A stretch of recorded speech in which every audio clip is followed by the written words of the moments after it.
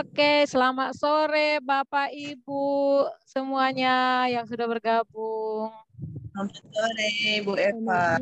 Sore, Bu Eva. Kalau bisa dibuka kameranya supaya saya bisa melihat wajah cantik dan gantengnya, ya kan? Selamat sore, Bu Eva.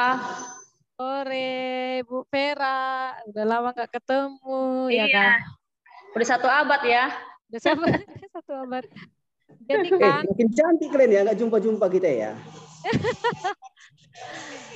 jadi kan Bapak Ibu ini juga ada bersama-sama dengan teman saya ya dari Sekolah Lentera Harapan yang cantik-cantik juga di sini ada adik-adikku ya kan, ada Ibu Rosta, banyak ini yang akan bersama dengan kita, teman-teman guru. Ada juga adikku yang di sana nih yang di Siantar, Ibu Desi, halo. Udah di Siantar di sekarang ya. Jadi saya pertama-tama mengucapkan terima kasih ya ibu-ibu semua, ibu bapak yang sudah bergabung. Ini sebenarnya program dari saya kan mengikuti grup penggerak. Jadi ini adalah salah satu programnya berbagi. Jadi ada aksi nyata yang harus saya bagikan yang saya pelajari. Jadi Bapak Ibu sama-sama belajar kita semua di sini ya. Semua sama kok. Saya bukannya lebih pintar dari Bapak Ibu semua ya. Saya juga belajar. Cuman saya mau membagikan apa yang sudah saya dapatkan kira-kira 2 minggu yang lalu ya. Nah, kita akan memulai saja ya. Kita akan membukanya di dalam doa sesuai dengan iman percaya kita. Saya akan berikan waktu berdoa. Berdoa dimulai.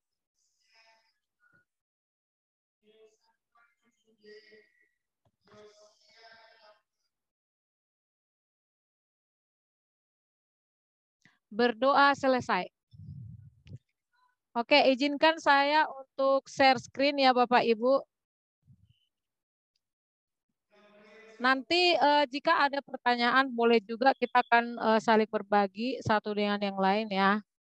Kembali saya akan share dulu. Seperti judul yang saya sudah bagikan dengan ala-ala. Ala-ala dengan pakai poster ya. Saya juga belajar ya buatnya. Mungkin Bapak Ibu jadi tertarik ini judulnya. Oh ya, budaya positif. Kira-kira nih, saya mau bertanya dulu 2 orang deh. Satu mewakili Bapak, satu mewakili Ibu-ibu. Waktu mendengarkan judulnya, kira-kira apa yang Bapak Ibu harapkan ya? Siapa yang mau kasih komentar tanpa saya tunjuk? Volunteer. Ini Bapak masih Pak Doni ya, masih Pak Doni kan, berarti ada pilihan nanti, berarti Pak Doni harus memberikan komentar ini. Ya, sinyal juga udah mitup-mitup ini sinyal ini. Oke, dari Ibu-ibu dulu ya, atau Bapak? Ya. Nggak apa-apa Bu, nggak apa-apa. Dulu. Oke, dari Ibu-ibu siapa yang mau ini angkat tangannya? Kira-kira apa ya yang kira-kira ini topiknya mengenai apa ya gitu? Coba. Kalau budaya positif ini lebar Bu ya. Budaya positif banyak ini, lebar ini kalau menurut saya. Arahnya kemana? Budaya itu kan namanya juga budaya. Ini kan suatu kebiasaan yang dibawa dari dulu atau yang diajarkan. Nah, jadi bisa jadi contoh masalah kecil itu membuang sampah, hormat kepada guru, terus datang tepat waktu. Ini sangat lebar kalau bicara budaya. Nah, jadi kurang lebih seperti itu aja lah Bu, singkatnya Bu. Biar ibu-ibu yang lainnya nanti nambah ya. Wah, tepuk tangan dong buat Pak Doni ya. Oke, yang ibu-ibu ini sekarang nih. Kayaknya nggak, masa kalah ibu-ibu. Kalau Ibu Herlina gimana nih Bu? Kalau saya, menurut saya itu kalau budaya positif itu berarti kita menanamkan karakter yang baik kepada peserta didik.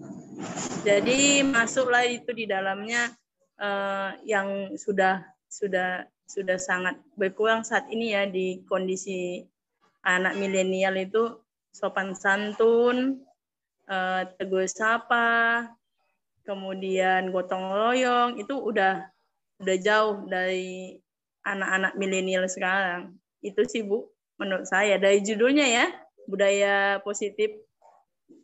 Oke, tepuk tangan juga buat Ibu Herlina. Semuanya benar ya.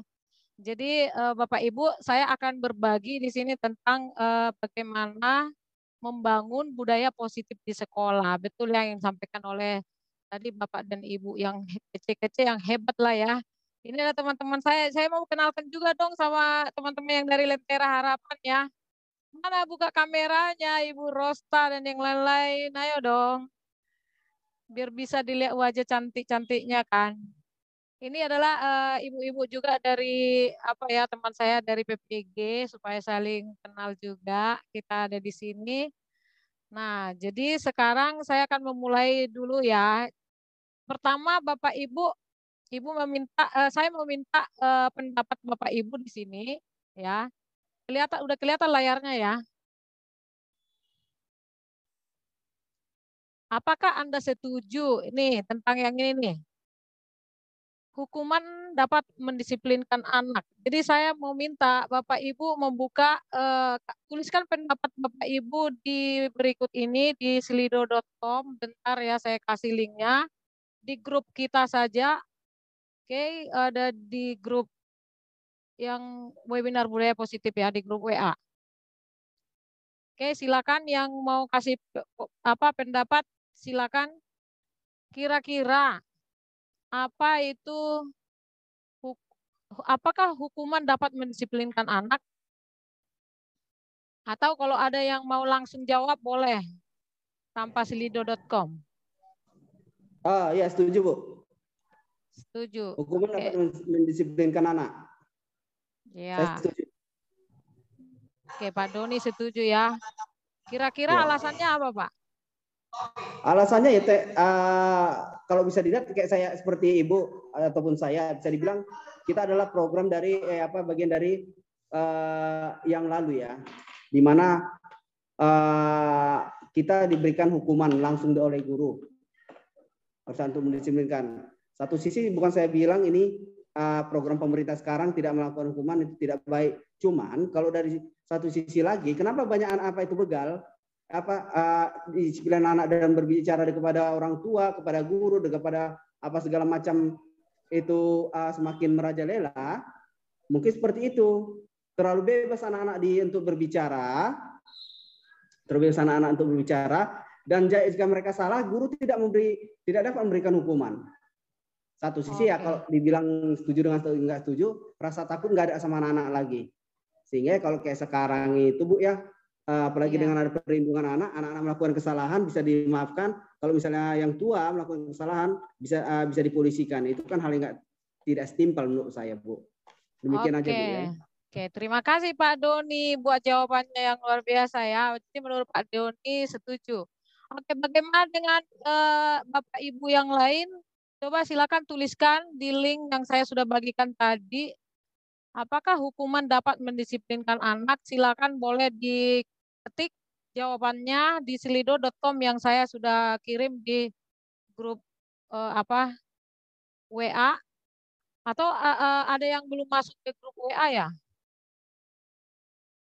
Oke, ada yang jawab setuju karena tapi jika hukumannya yang positif katanya. Oke. Ini kalau bisa tahu ini pendapat dari siapa ya? Boleh ditulis namanya. Ini pendapat dari siapa? Maksudnya hukuman yang positif yang bagaimana ya? Ayo Bapak Ibu. Kayaknya malu-malu ya peserta kita hari ini.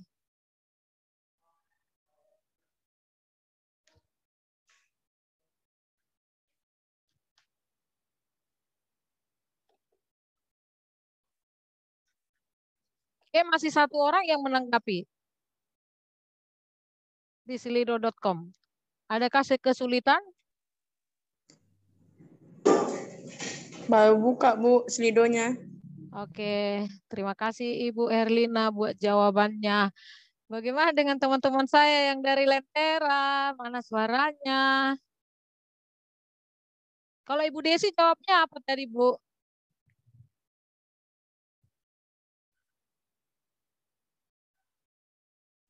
Halo Bu.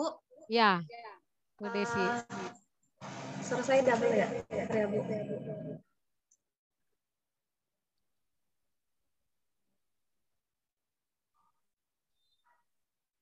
Saya setuju ya Bu ya untuk pemberian hukuman ya kepada anak-anak, tapi tidak hukuman yang fisik ya Bu ya, yang meninggalkan bekas di bagian tubuh anak-anak gitu.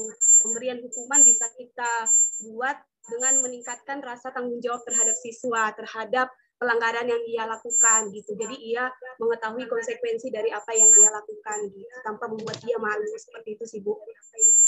Oke, terima kasih Bu Desi untuk pendapatnya. Dan menurut Ibu Herlina katanya itu tergantung anaknya Bu. Ada yang memang harus dengan cara keras, tapi ada yang harus dengan kelembutan. Intinya kita harus mengenal anak. Oke, wah hebat Ibu, hebat ini ya. Oke, coba pertanyaan yang kedua. Sudah bisa lah yang mewakili ya. Coba pertanyaan kedua, kira-kira nih. Pemberian hukuman dengan positif, ya, apakah seperti membaca atau membersihkan halaman sekolah dapat meningkatkan disiplin anak enggak? Gitu. Kalau kita misalnya kasih dia, udah kamu hukumanmu membaca, membersihkan halaman sekolah, itu dapat meningkatkan disiplin anak enggak? Coba kasih pendapatnya, boleh di kolom chat, boleh di langsung di slido.com-nya, boleh bebas. Menurut Bapak Ibu atau langsung jawab boleh.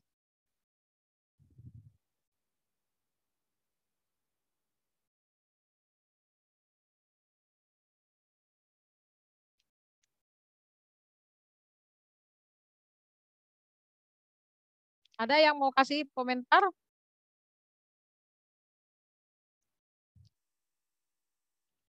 Ayo Bapak Ibu. Saya Bu Eva. Oh, silakan Ibu Tuti. Saya sangat setuju ya Bu dengan apa memberi hukuman seperti membaca. Apa tadi membersihkan lingkungan halaman sekolah ya Bu? Iya. Karena hukuman itu yang pertama membaca itu dapat meningkatkan wawasan anak tersebut. Dan kalau kebersihan itu ya bisa menumbuhkan kebiasaan yang lebih rajin gitu terhadap si anak Bu. Oke, terima kasih Bu Tuti buat jawabannya. Cukuplah jawaban dari Bu Tuti ini ya mewakili. Bagaimana pertanyaan terakhir? Pertanyaan terakhir. Nah, jadi memberi penghargaan dapat meningkatkan motivasi belajar anak. Mengapa? Kira-kira bisa nggak kalau kita memberikan penghargaan, apakah itu dapat meningkatkan motivasi belajar anak? Menurut Bapak Ibu gimana? Boleh diketik di Slido, boleh ketik di kolom chat, boleh langsung. Ayo silakan. Ini kayaknya Ibu Vera diam-diam aja loh, padahal saya pengen kali mendengar suaranya.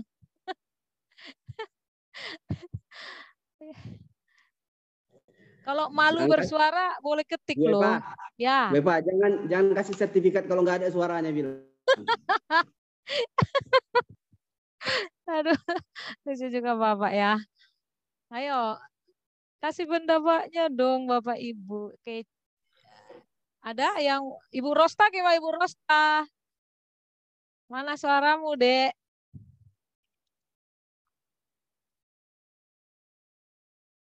Tadi udah, Ibu Lucy gimana? Ayo dong kasih pendapat. Menurut kalian kira-kira oh Ibu Silpa, silakan Ibu Silpa. Wah, senang sekali saya nih.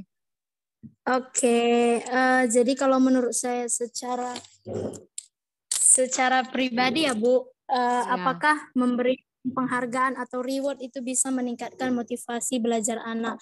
Kalau menurut saya iya, karena dengan kita memberikan reward itu itu jadi satu penyemangat gitu untuk anak-anak supaya belajar lebih lagi gitu. Nah, tapi perlu disiasati pula, jangan sampai anak-anak belajar tujuannya hanya untuk mendapatkan reward gitu. Itu sih dari saya, Bu. Oke, wah hebat ya. Terima kasih buat Ibu Silpa buat jawabannya yang luar biasa ya.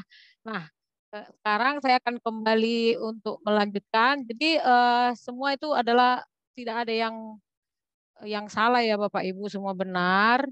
Nah, jadi saya mau membagikan di sini apa kata yang saya sudah pelajari. Nah, jadi Bapak Ibu untuk membangun budaya positif yang ada di sekolah, hari ini kita akan belajar 5 hal ya.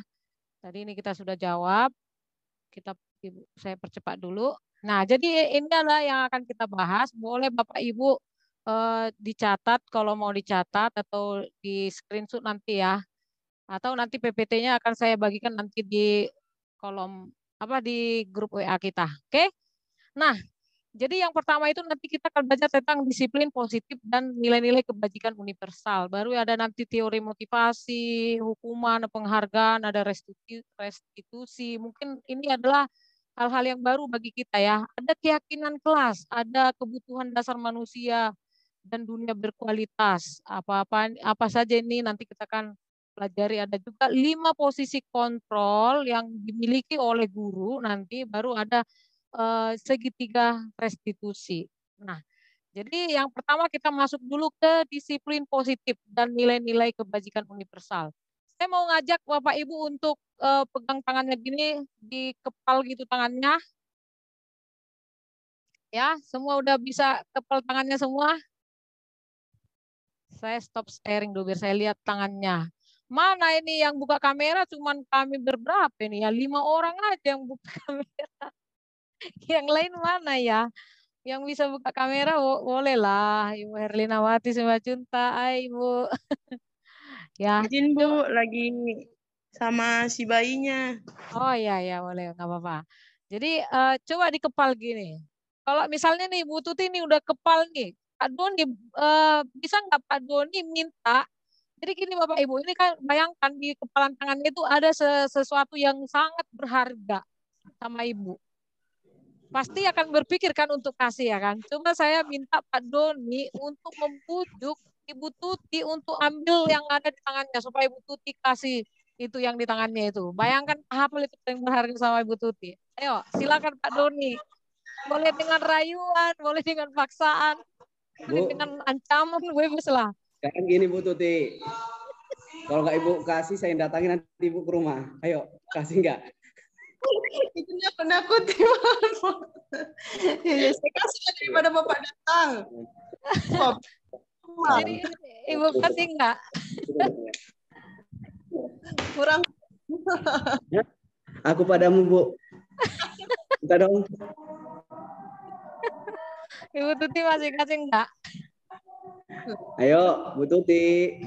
Nggak capek megang gitu aja Bu. Sini aku yang megang Bu. Ya. Soalnya Oh. ya.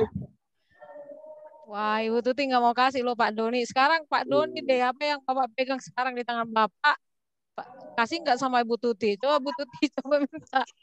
Gimana caranya? Bu, sebelum Ibu minta udah saya kasih. Mau Ibu? Nah. Ini Pak Doni ini loh. Saya orang pemberi Bu. Nah, ini nah Bu. Tapi bayar ya. Oke. Nanti saya ya. Oke, terima kasih ya untuk Bapak Ibu berdua ya.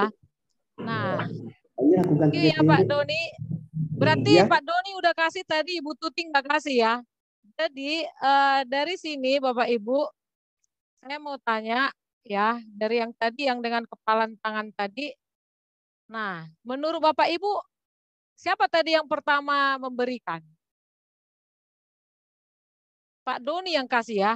Kira-kira kenapa? Kenapa Pak Doni kasih coba? Alasannya apa tadi?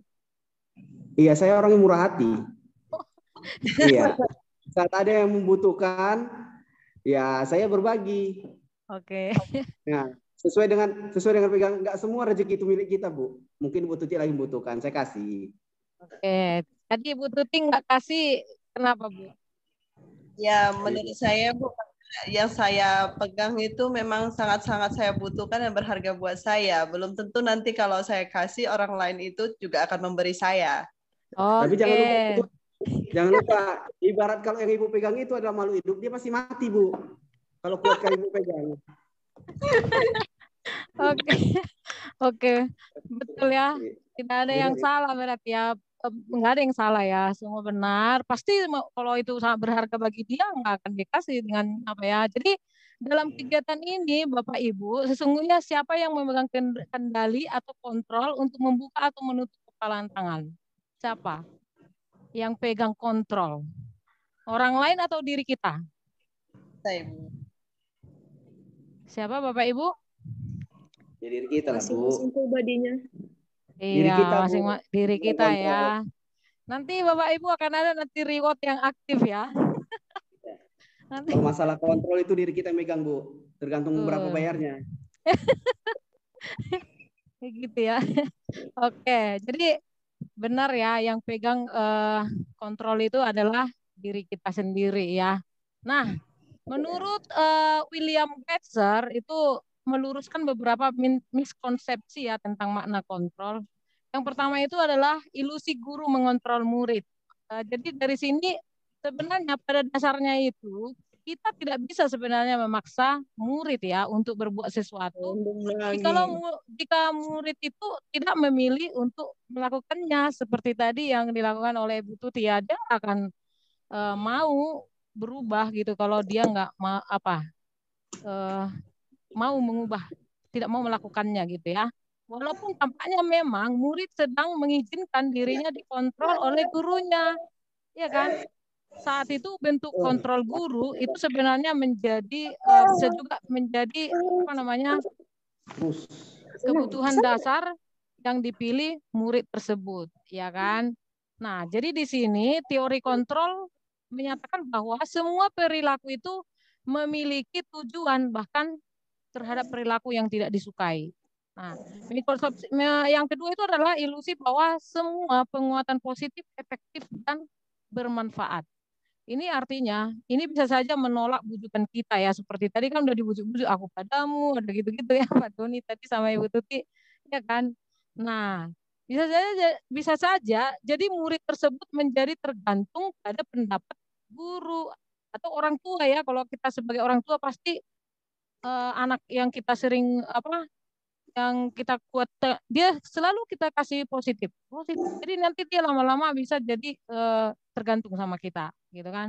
Tanyalah mamaku atau bahkan kita nggak heran ya kalau di sekolah atau di rumah ya, di rumah pasti lebih berpower itu kata gurunya daripada kata orang tuanya, betul nggak? Kata guruku gini mah, nanti udah diajarin gini. Sampai pernah saya gitu sama anak saya ya kan. Salah itu saya bilang. Mama yang salah, guru benar gitu misalnya gitu ya. Jadi memang benar-benar jadi tergantung. Nah, berikutnya adalah bahwa kritik dan membuat orang merasa ini apa tadi? Bersalah dapat menguatkan karakter, ya. Jadi di sini dikasih tahu bahwa menggunakan kritik dan rasa bersalah untuk mengontrol murid menuju pada identitas gagal. Jadi kalau kita membuat kritik atau membuat murid kita itu merasa bersalah, itu akan membuat murid itu merasa gagal nanti dengan apa yang dia lakukan. Jadi ketika dia murid itu salah, terus kita kritik, habis itu kita buat dia salah, kamu salah gini misalnya gitu kan, dia akan merasa gagal. Nah, mereka juga bisa merasa jatuh atau bisa juga hal-hal yang negatif yang mereka kembangkan. Nah, yang terakhir itu adalah orang dewasa memiliki hak untuk memaksa. Nah, banyak orang dewasa merasa ini ya, termasuk juga guru ya, sering juga saya juga kadang gitu, merasa memiliki tanggung jawab membuat murid-murid itu berbuat hal tertentu. Nah, ini bisa membuat murid akan terpaksa melakukannya dan bisa juga nanti bisa jadi dendam gitu kan. Kadang-kadang kan aku gurumu loh, kamu harus dengarkan aku kan gitu ya, kadang-kadang gitu ya. Jadi bisa-bisa tunggu ya, jangan sampai nanti kalau aku nanti udah besar, mungkin sama bapaknya misalnya gitu ya, nanti kalau aku besar nanti aku ini ya, kadang-kadang kan gitu ya. Nah, berikutnya kita lihat lagi menurut Stephen R. Covey, ini jadi kita belajar dari para ahli-ahli ini ya Bapak Ibu. Nah, jadi di sini dikasih tahu bila kita ingin membuat kemajuan perlahan sedikit, ubahlah sikap atau perilaku kita. Nah, namun bila kita ingin memperbaiki cara-cara utama kita, maka kita perlu mengubah kerangka acuan kita atau tujuan kita. Nah, ubahlah bagaimana Anda melihat dunia, bagaimana Anda berpikir tentang manusia, ubahlah paradigma kita, skema pemahaman dan penjelasan-penjelasan aspek tertentu tentang realitas. Nah, jadi sekarang Bapak Ibu, saya akan masuk ke pembelajaran kita ke topik kita hari ini adalah tunggu ya, ini nggak kelihatan. Nah, kelihatan nggak Bapak Ibu semuanya? Kelihatan.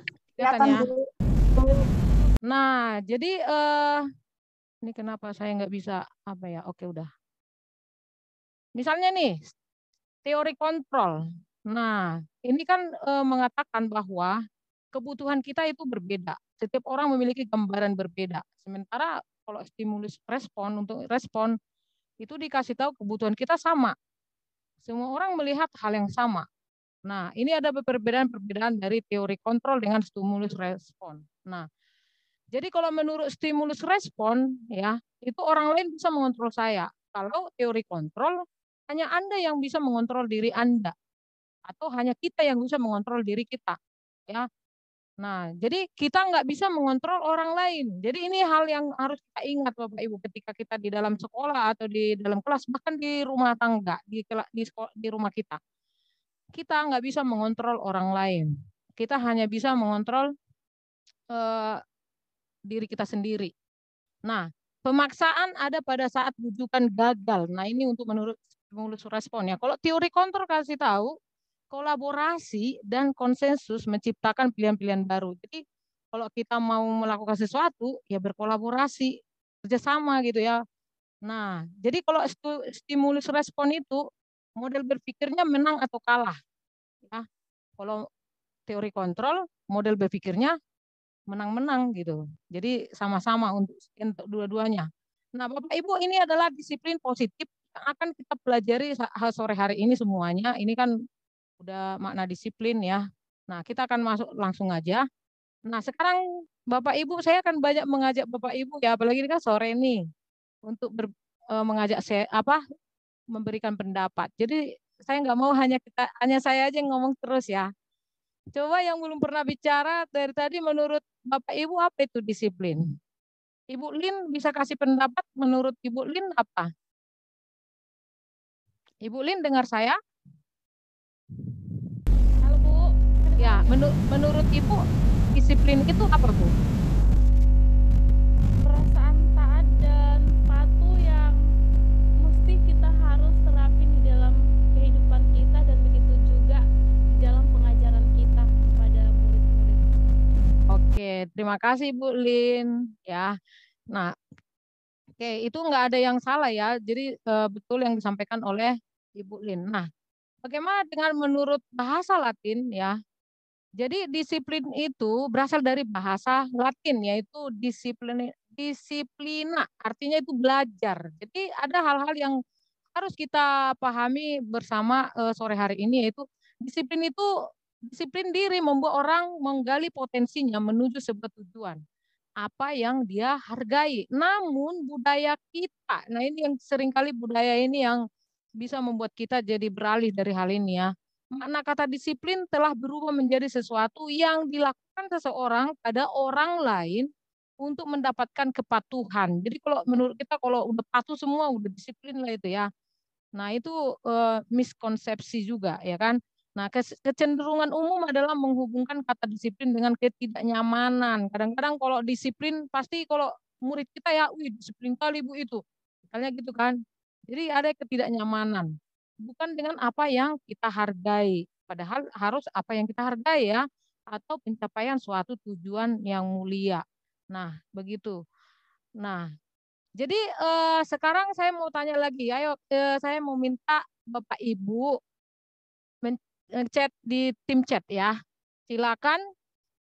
Menurut Bapak Ibu pernah nggak dengar kata profil Pancasila? Kalau pernah, apa saja itu? Coba boleh diketik dong. Apa itu profil Pancasila? Pernah dengar nggak? Kalau pernah, apa saja? Pernah. Apa itu? Apa saja? Coba sebutkan. Beriman. Oke, menurut Desi ada beriman, gotong royong, kata Rosta ya, Ibu Rosta. Bertakwa kepada Tuhan Yang Maha Esa. Oke, ada lagi?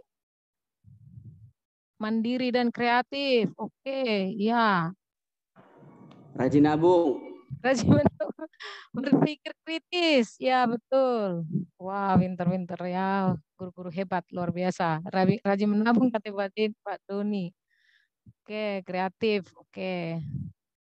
Oke, terima kasih ya Bapak Ibu yang sudah berpartisipasi. Nah, betul ya. Jadi berakhlak mulia ya. Oke. Nah, jadi Bapak Ibu, profil Pancasila ini yang sering didengungkan ya untuk program Merdeka Belajar ya. Apalagi kalau udah sekolahnya sekolah penggerak ya. Nah, kami juga guru-guru penggerak pasti ini udah calon-calon guru penggerak dan guru penggerak udah tahu ini ya. 6. Ada 6 profil Pancasila ya, beriman bertakwa kepada Tuhan Yang Maha Esa dan berakhlak mulia, mandiri, bernalar kritis, berkebinekaan global, bergotong royong atau berkolaborasi, dan kreatif. Nah, yang 6 ini yang menjadi nilai-nilai kebajikan universal yang harus kita tuju. Nah, sekarang menurut Bapak Ibu, saya mau minta pendapatnya lagi di tim chat. Nilai-nilai kebajikan apa dari yang 6 ini yang kita rasakan penting saat ini untuk ditanamkan pada murid-murid sekolah kita? Dari yang 6 tadi. Yang mana? Coba Bapak Ibu boleh chat. Apakah kayaknya kurang lah beriman bertakwa kepada Tuhan Yang Maha Esa dan berakhlak mulia. Kurang mandiri yang mana? Atau boleh langsung jawab, nggak apa-apa. Semuanya katanya. Ibu Ayu bilang semuanya. Oke, Ibu Lin bilang semuanya. Ya. Oke, ada pendapat yang lain? Bu Kalau Ipit Pak mau Doni? jawab katanya, Bu. Bu Ipit katanya mau jawab. Bu Ipit katanya mau jawab itu. Oh, Bu Ipit. Silakan Bu Ipit. Maaf, Mem, saya baru gabung tadi susah sinyal. Oke, Mem, nggak apa-apa. Ibu Ipit mau... Pertanyaannya apa ya? Saya kan baru masuk. Karena ini kayaknya Pak Doni udah langsung kangen dengan suara Ibu loh. Iya, itulah. Pertanyaannya apa ya, Mem? Pertanyaannya, profil Pancasila apa yang saat ini yang dibutuhkan di sekolah Ibu atau di kelas Ibu? Kayaknya kurang dalam hal yang 6 ini. Oh, saya itu, Mem, bergotong royong kayaknya. Oke, kurang dalam bergotong royong ya. Oke, kalau yang lain tadi udah tulis di kolom chat ya, ada yang bilang semuanya katanya. Oke, nah kalau di kelas saya itu yang lagi saya fokuskan itu adalah bernalar kritis ya, bagaimana mereka bernalar kritis. Jadi melalui kegiatan-kegiatan. Nah sekarang itulah hal yang pertama ya tentang nilai-nilai ya. Jadi Bapak Ibu ini kalau bisa diingat ini supaya ingat di kelas, oh kayaknya ini harus ditekankan di kelas ya gitu. Nah, jadi berikutnya kita akan masuk teori motivasi, hukuman dan penghargaan dan restitusi. Ini ada hubungannya dengan pertanyaan yang di awal tadi. Jadi Bapak Ibu di sini ada 3 motivasi perilaku manusia. Ada yang eksternal, internal ya. Jadi kalau yang eksternal itu kan Bapak Ibu ada 2, yaitu untuk menghindari ketidaknyamanan hukuman ya. Jadi dia melakukan sesuatu untuk menghindari ketidaknyamanan atau menghindari hukuman. Ini pasti faktor motivasi eksternal ya. Apa yang akan terjadi apabila saya tidak melakukannya, nah gitu. Nah yang kedua untuk mendapatkan imbalan dari orang lain atau institusi, apa yang akan saya dapatkan apabila saya melakukannya. Nah misalnya nih saya bangun pagi pergi ke sekolah Lentera Harapan supaya dapat gaji misalnya, kayak gitu misalnya ya, mendapatkan imbalan. Kalau enggak nanti saya dipecat ya kan. Kalau misalnya saya datang jam 9, misalnya gitu ya. Nah, terus yang kalau motivasi internal ini adalah tujuan disiplin positif ya, yaitu untuk menghargai diri sendiri ya. Saya akan menjadi orang yang seperti apa ya bila saya tidak melakukannya. Jadi dia motivasinya itu adalah untuk menghargai dirinya sendiri. Bukan yang ini lagi yang faktor dari eksternal. Tapi bisa juga ini sih. Jadi kalau lebih baiknya 3-3-nya gitu ya. Nah, menurut ini siapa ini Bapak Ibu? Gajar Dewantara ya? Iya. Bapak pendidikan kita ya. Nah, menurut Bapak pendidikan kita ini, KHD ini merdeka. Merdeka itu artinya tidak hanya terlepas dari perintah, akan tetapi juga cakap buat memerintah diri sendiri menurut dia. Jadi merdeka itu bukan berarti kita sudah nggak diperintah lagi dari orang lain, tetapi kita juga udah bisa memerintah diri kita sendiri. Jadi udah tahu kita, oh kamu harus menghargai diri sendiri gitu, misalnya sama diri kita, gitu ya. Nah, sekarang kita masuk ke apa itu restitusi. Pernah nggak Bapak Ibu dengar ini restitusi? Ini pasti kalau dari yang sekolah apa namanya penggerak pasti udah tahu ya. Restitusi itu adalah proses menciptakan kondisi bagi murid untuk memperbaiki kesalahan mereka sehingga mereka bisa kembali pada kelompok mereka dengan karakter yang lebih kuat, ya. Jadi restitusi ini juga merupakan proses kolaboratif. Nah, ini Bapak Ibu harus kita garis bawahi. Kolaboratif yang mengajarkan murid untuk mencari solusi untuk masalah mereka. Jadi bukan dari kita sendiri solusinya, tapi murid yang dengan proses kolaboratif antara guru dengan murid, mengajarkan murid untuk mencari solusi untuk masalah mereka. Nah, restitusi ini juga membantu murid berpikir tentang orang seperti apa yang mereka ingin menjadi atau bagaimana mereka harus memperlakukan orang lain. Nah, itu menurut Kosen tahun 2004. Nah, kita masuk ke sini ada 9 ciri-ciri restitusi di sini. Yang pertama, bukan untuk menebus kesalahan, ya, namun untuk belajar dari kesalahan. Yang kedua itu memperbaiki hubungan, atau ada juga yang berikutnya tawaran, bukan paksaan. Restitusi itu menuntun untuk melihat ke dalam diri. Restitusi itu mencari kebutuhan dasar yang mendasari tindakan. Yang berikutnya restitusi diri adalah cara yang paling baik. Berikutnya restitusi fokus pada karakter, bukan tindakan. Jadi fokusnya itu karakter, bukan tindakannya. Berikutnya lagi restitusi itu fokus pada solusi. Jadi solusinya apa ya gitu. Restitusi mengembalikan murid yang berbuat salah pada kelompoknya. Jadi dikembalikan kepada yang sukses gitu ya. Nanti kita akan lihat contoh-contohnya. Ini adalah yang ketiga, kita akan bahas tentang cara yang ketiga untuk membangun budaya positif sekolah kita. Nah, pertama-tama Bapak Ibu, pasti semua di sini guru ya kan? Atau kalau ada tadi orang tua murid yang saya lihat ada satu orang ya. Nah, pertama Bapak Ibu yang kita harus memiliki keyakinan kelas ya. Apa itu keyakinan kelas? Mengapa tidak peraturan saja? Mengapa keyakinan kelas? Pasti kalau di kelas Bapak Ibu mungkin ada peraturannya apa, prosedurnya apa gitu ya. Nanti kalau misalnya sudah ada itu peraturan dan keyakinan, boleh Bapak Ibu tambahkan nanti apa itu keyakinan. Maksud saya kalau udah ada peraturan dan prosedur, berarti ditambahkan nanti keyakinan kelasnya apa. Mengapa? Mengapa kita memerlukan keyakinan kelas? Karena kalau hanya peraturan kan seperti gini, misalnya, mengapa kita memiliki peraturan harus menggunakan helm bila mengendarai kendaraan roda 2? Ada Bapak Ibu kasih pendapat, oh karena nanti akan ditangkap polisi gitu kan, seringkali kan kita kan, pakailah helm, kan nggak ada polisi, entah apa hubungannya helm dengan polisi, ada sih hubungannya ya, supaya nggak ditangkap polisi nanti kan. Supaya nggak dirazia, Bu. Supaya nggak kena razia, padahal fungsi helm itu untuk apa ya Bapak Ibu?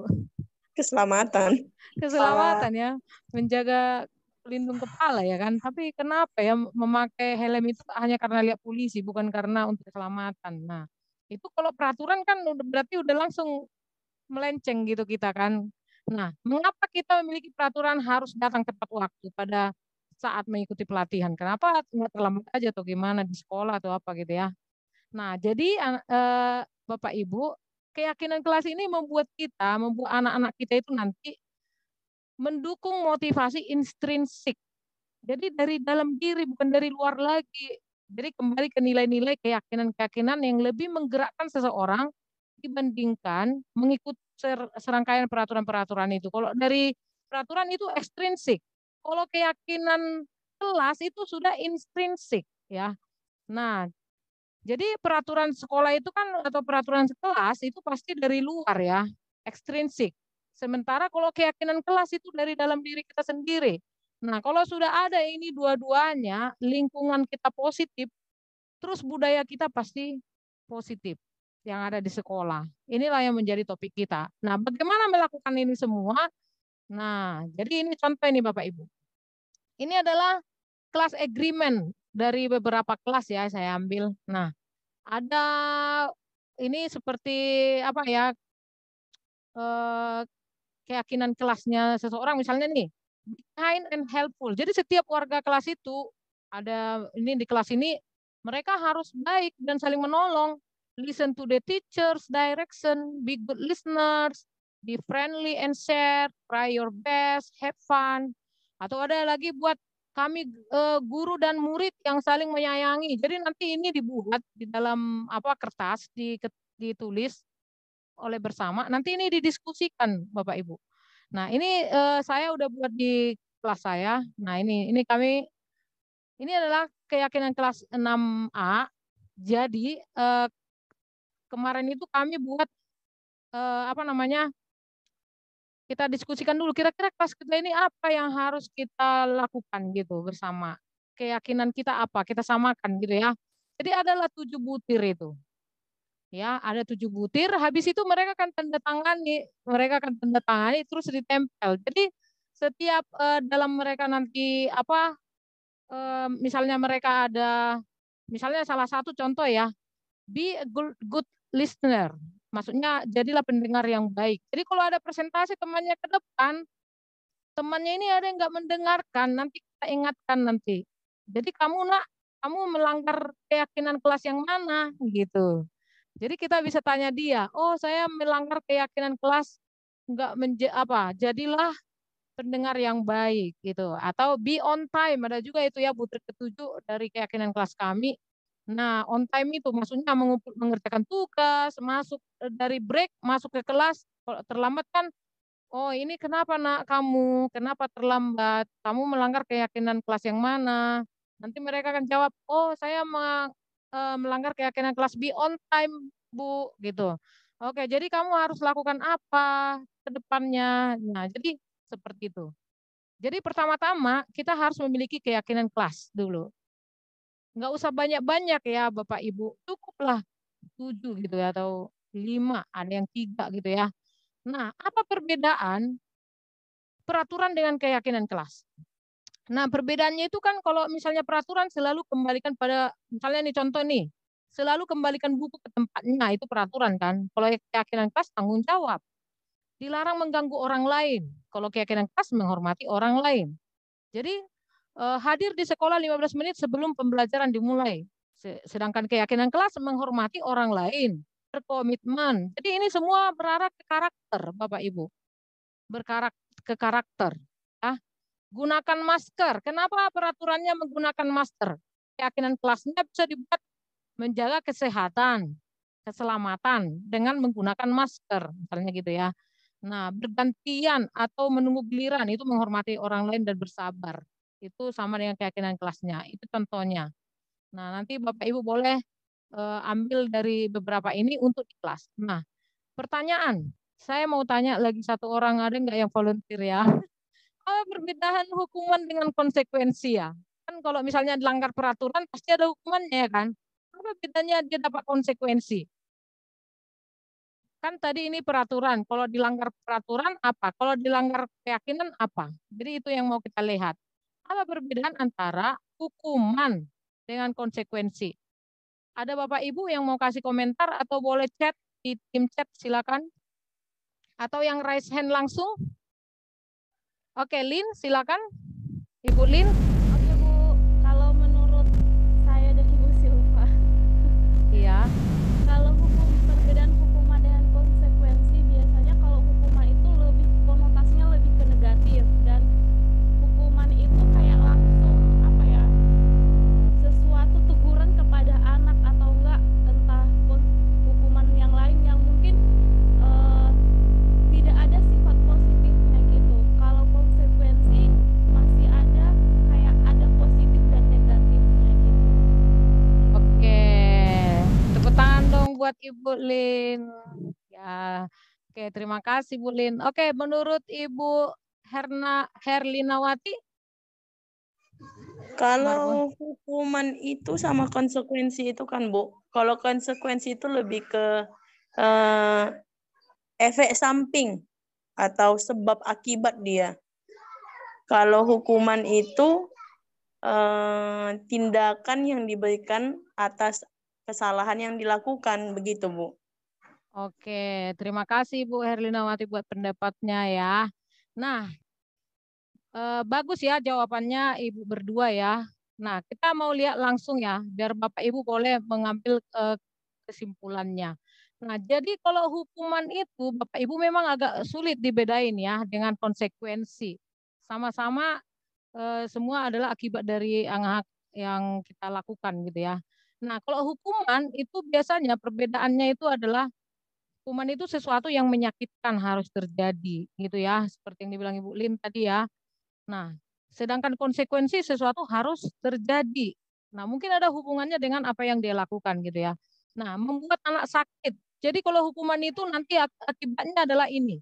Bisa membuat anak sakit, fisik maupun hati. Ya, sakit hati gitu ya, untuk jangka waktu lama. Sementara kalau konsekuensi membuat anak merasa tidak nyaman dalam waktu jangka pendek. Nah, dibedain ya ini Bapak Ibu. Nah, berikutnya anak membenci kedisiplinan kalau dia hukuman. Nah, sementara kalau yang konsekuensi anak masih cenderung menghargai disiplin. Nah, sementara hukuman itu terpaksa, sementara konsekuensi itu adalah stimulus atau tanggapan.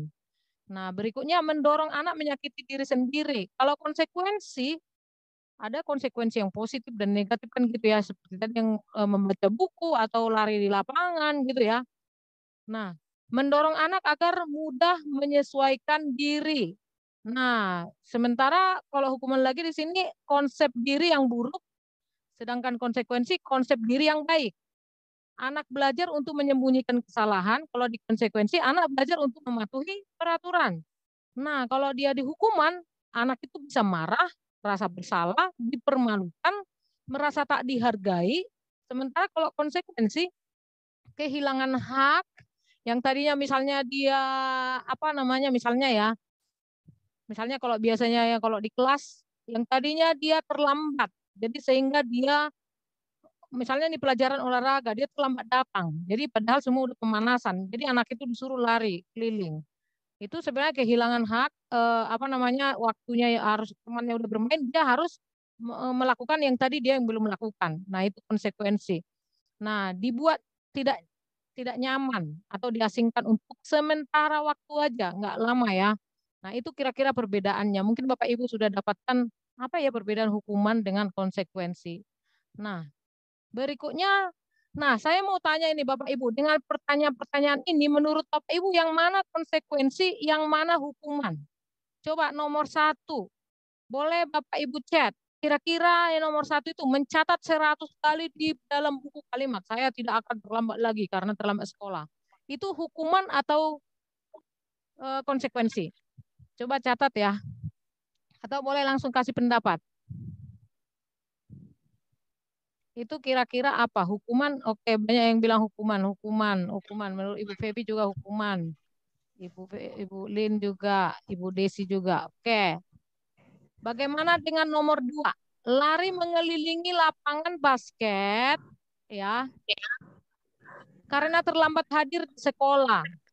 Mengelilingi basket 2 kali karena terlambat hadir di sekolah. Apakah itu hukuman atau konsekuensi? Silakan dijawab Bapak Ibu. Hukuman juga. Oke, ada yang bilang hukuman juga ya. Oke, hampir semua hukuman juga ya. Oke, sekarang yang ketiga, murid diminta untuk push up 15 kali karena tidak menggunakan masker ke sekolah. Menurut Pak Doni apa ini, hukuman atau konsekuensi? Kasih sayang ini. Kasih sayang. I think it's consequence. Apa sih bis Indonesia? Konsekuensi. Yes. Ya. Oke. Berikutnya yang keempat. Ini baru konsekuensi. Yang 4 konsekuensi. Menurut Ibu Febi, nomor 3 itu hukuman. Nomor 4 mengganti kertas tugas teman yang telah dicoret-coretnya. Jadi digantikan. Konsekuensi ya. Oke, yang mau chat juga ya, yang mau langsung. Oke, ada bilang konsekuensi nomor 4 dan 5. Ma'am, nomor 5 also konsekuensi. Oke, nomor 5 membersihkan tumpahan air di meja tulis karena tersenggol pada saat belajar. Konsekuensi. Konsekuensi. Oke, yang lain juga jawabnya konsekuensi. Oke, ya. Wah. Kalau nomor 6, murid disuruh untuk mengenakan sepatu seharian di sekolah karena tidak mengenakan sepatu hitam. Ini hukuman. Iya, Maksudnya hukum. salah ketik ini disuruh tidak mengenakan sepatu seharian, maksudnya dibuka sepatunya, disimpan sepatu coba misalnya dipakai gitu. Itu hukuman atau konsekuensi? Kain oman.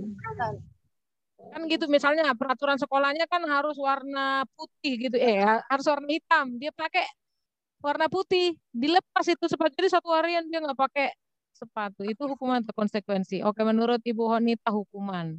Oke, banyak bilang hukuman ya. Oke, kita lihat check it out.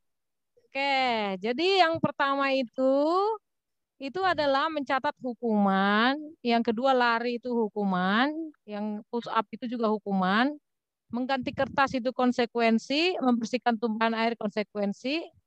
Nah, lari mengelilingi ini tadi konsekuensi 2 kali karena terlambat 10. Oh, nomor 7 ya, tadi belum sempat kita lihat ya. Oke, jadi semuanya Bapak Ibu benar. Wah, luar biasa. Tepuk tangan dong buat kita semua ya. Jadi benar semua ya. Nah, jadi udah mulai paham apa artinya perbedaannya gitu ya. Nah, sekarang Bapak Ibu, ternyata untuk menciptakan budaya positif di sekolah itu enggak cukup sampai di konsekuensi. Harus ya ada namanya restitusi. Jadi ini ibaratnya kayak lebih tinggi gitu ya. Jadi kalau konsekuensi kan belum ada dari dalam diri anak gitu kan, masih yang disuruh ya kan. Sementara kalau restitusi ini sudah mengarah ke keyakinan mereka. Berarti ini ke karakter gitu ya, atau ke intrinsik. Nah, jadi kalau misalnya nih ada masalah, misalnya ada hukuman, itu masih termasuk, memang hukuman itu termasuk identitas gagal. Jadi murid itu mengalami identitas gagal. Sementara konsekuensi dengan restitusi itu identitas sukses. Tapi yang paling sukses itu adalah kalau dia restitusi. Nah, apa perbedaan konsekuensi dengan restitusi? Kalau tadi hukuman udah tahu ya sama konsekuensi.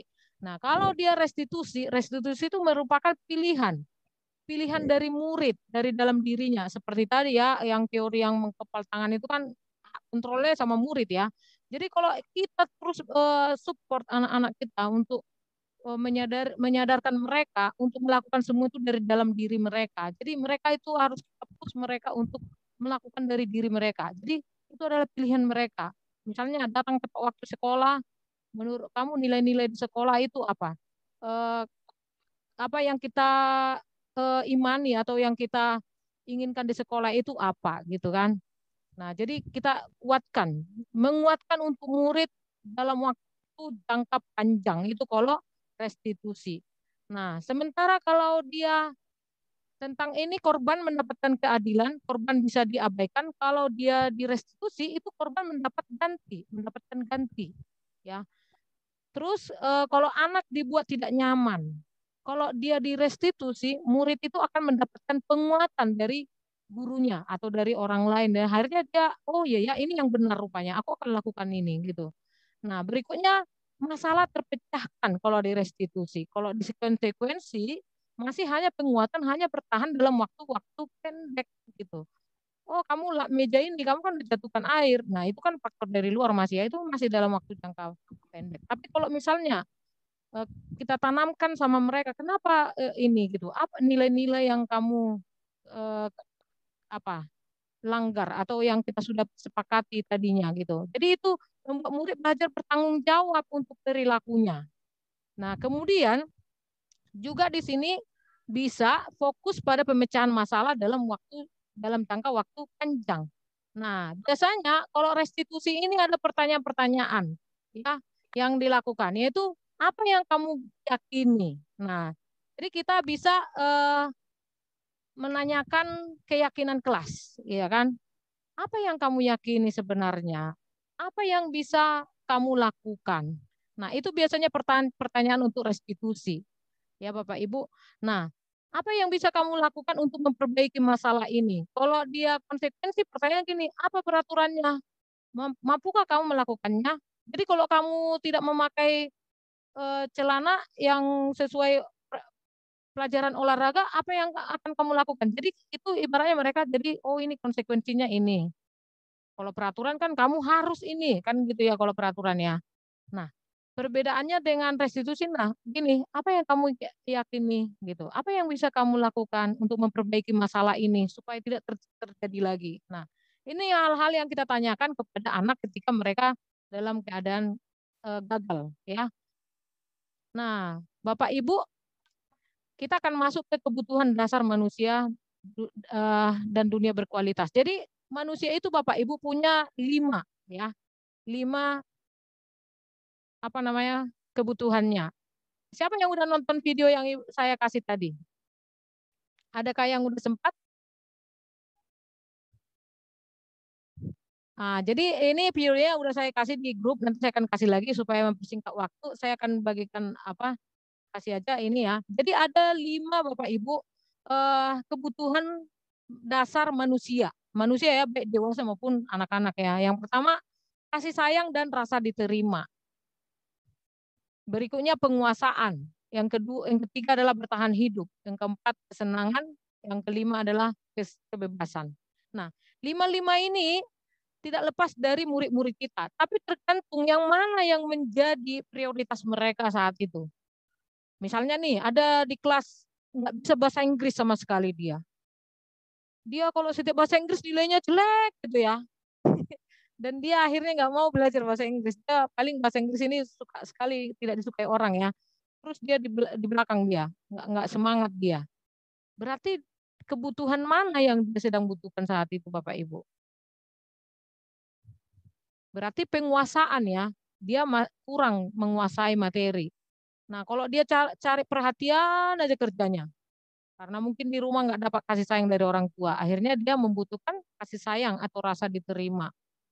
Atau selalu dia dikekang terus di rumah. Akhirnya setiap sekolah dia kayaknya merdeka dia. Ya, maunya lepas lah, bebas saja dia mau lakukan apa gitu ya. Seperti itu. Nah, contoh kasus ini Bapak Ibu. Nah, di sini kan ada Ibu Amber nih, guru wali kelas 2 di SD Pelita Hati. Ada Pelita Hati di sini? Enggak ada ya? Yayasan Pelita Harapan baru ada. Ini dia sedang bingung menghadapi ulah salah satu murid di kelas Doni. Beberapa orang di kelas 2A telah datang padanya dan mengeluhkan Doni yang sering kali meminta bekal makan siang mereka dengan paksa. Nah, jika Anda menghadapi situasi seperti Ibu Amber ini, apa yang Anda lakukan? Menurut Anda, kira-kira apa sih alasan Doni melakukan hal itu? Ada Bapak Ibu mau kasih komentar? Silakan raise hand.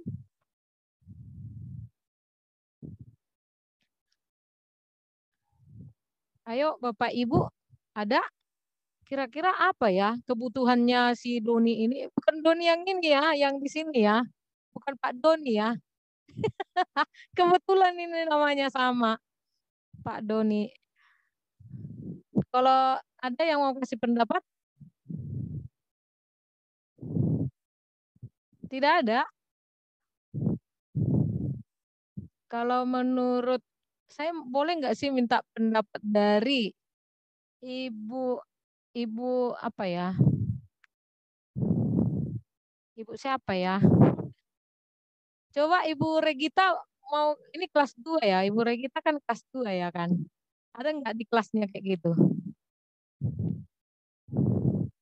Ibu Regita. Kayaknya Ibu Regita nggak dengar suara saya ya. Oke, ada. Mana Ibu? Bu Regita. Ya. Coba menurut Pak Doni deh. Ini ada nama Bapak di sini soalnya.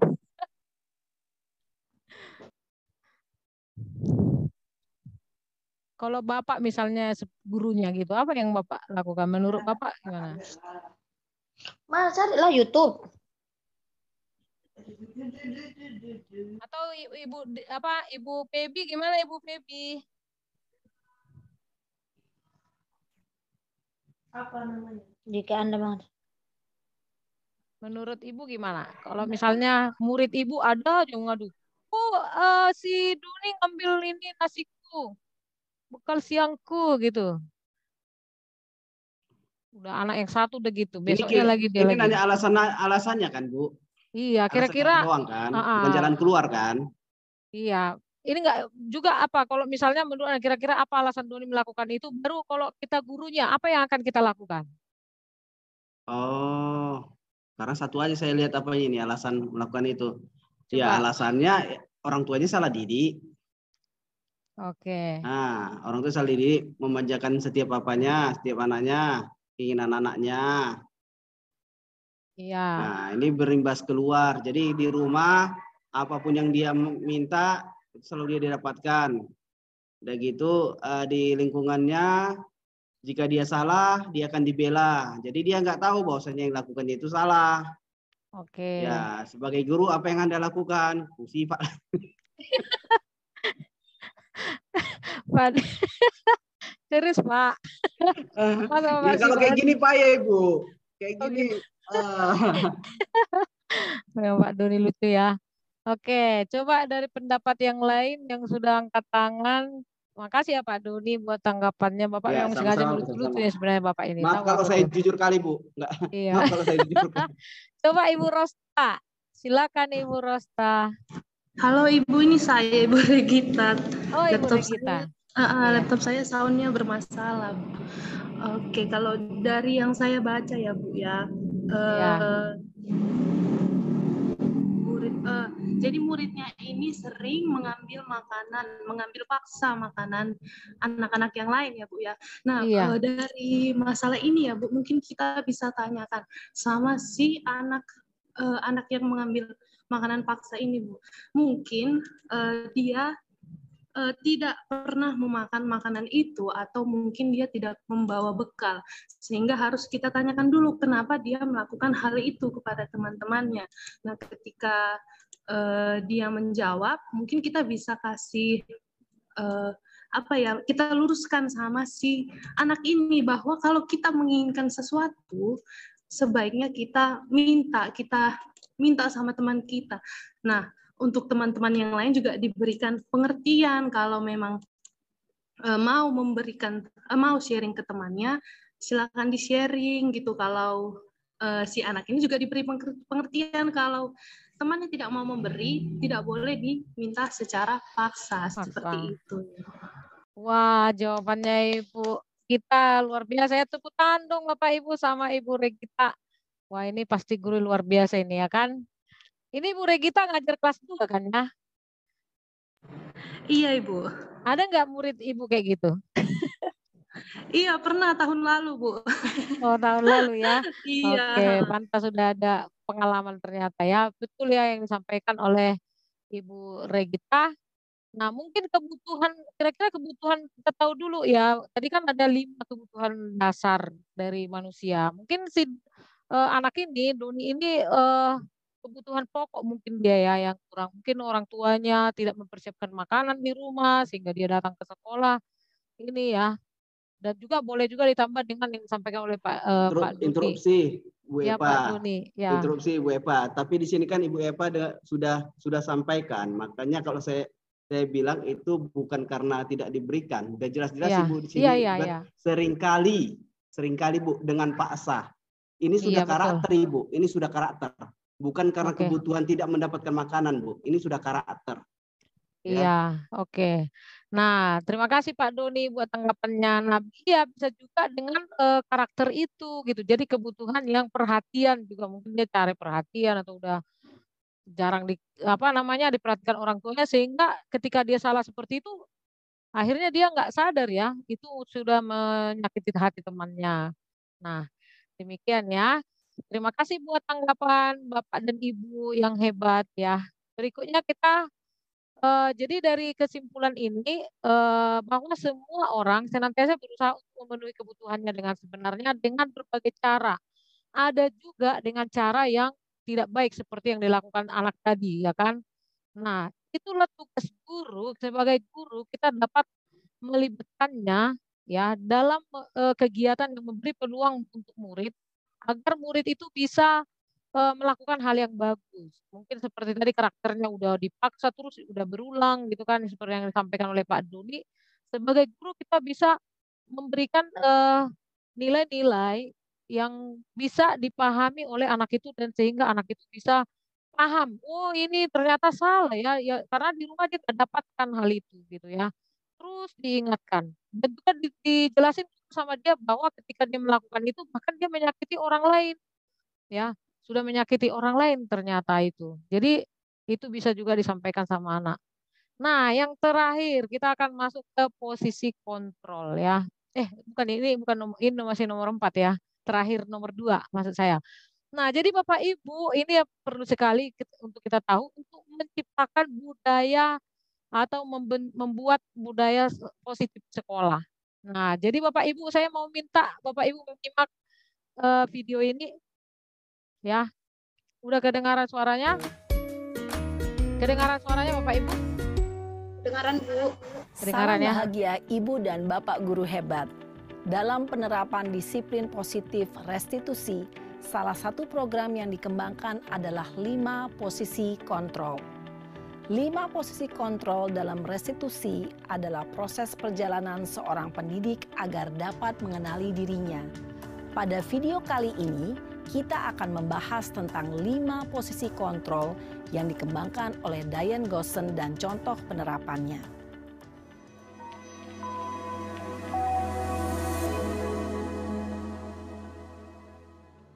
Lima posisi kontrol itu adalah 1. Posisi penghukum. 2. Posisi pembuat merasa bersalah. 3. Posisi teman. 4. Posisi pemantau atau monitor. Dan 5. Posisi manajer. Untuk lebih memahami kelima posisi tersebut, mari kita saksikan kasus Naren yang terlambat hadir 20 menit di sekolah dan melihat bagaimana kelima posisi kontrol dalam menghadapi masalah tersebut.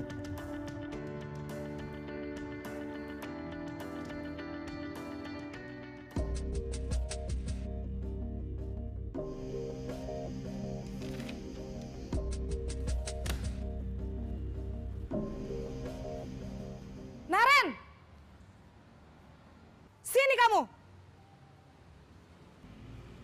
Selamat pagi, Bu. Selalu terlambat. Kamu deh, pasti terlambat. Maaf, Bu. Saya... Apa? Apa coba? Alasan kamu apa lagi? Kapan sih kamu tidak terlambat? Malas sekali ya kamu jadi anak. Saya... Dasar pemalas. Gak kapok-kapok sih kamu. Sudah berapa kali terlambat? Sana. Kamu keliling lapangan basket 2 kali. Kenapa saya harus keliling lapangan basket, Bu? Kenapa? Kamu mau lawan ibu? Berani-beraninya jawab. Sudah terlambat, masih berani jawab pula. Sekarang, keliling lapangan basket 5 kali sekalian. Biar kapok. Cepat. Pergi sana ke lapangan basket. Posisi penghukum biasanya berbicara dengan nada tinggi, menghardik, menunjuk-nunjuk, menyakiti, dan menyindir. Hukuman bisa berupa fisik maupun psikis. Ibu dan Bapak guru hebat, dampak yang terjadi pada murid ketika guru berada pada posisi penghukum adalah murid cenderung akan memberontak, bahkan menyimpan dendam.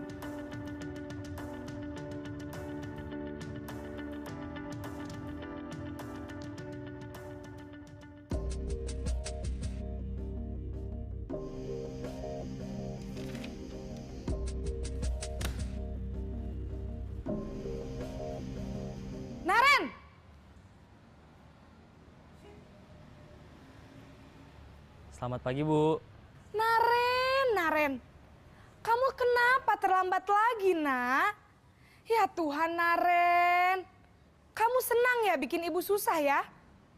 Kalau kamu terlambat lagi, nanti ibu yang ditegur Bapak Kepala Sekolah, Nak. Disangka ibu tidak bisa membina kamu. Duh, gimana ini? Maaf, Bu. Duh, Gusti Naren. Kamu suka ya kalau ibu ditegur Bapak Kepala Sekolah? Terus, sekarang ibu harus tulis apa ini di buku absen? Ini kamu sudah sering terlambat loh. Ibu harus apa coba? Maaf Bu, maaf sekali. Ya sudah, lain kali jangan bikin ibu susah lagi ya nak ya. Ibu tidak akan kuat lagi kalau kamu begini terus. Bisa jantungan kalau ibu ditegur bapak kepala sekolah. Sana cepat ke kelas. Maaf ya Bu, maaf sekali. Posisi pembuat rasa bersalah berbicara dengan nada tenang, cenderung lembut. Namun kata-kata yang diutarakan membuat murid merasa menjadi orang yang gagal. Memandang buruk dirinya sendiri, merasa tidak berharga, dan tidak sanggup membahagiakan orang lain. Ketika guru mengambil posisi pembuat rasa bersalah, murid akan menganggap dirinya yang bersalah dan ia akan menyimpan emosi negatif tersebut di dalam dirinya.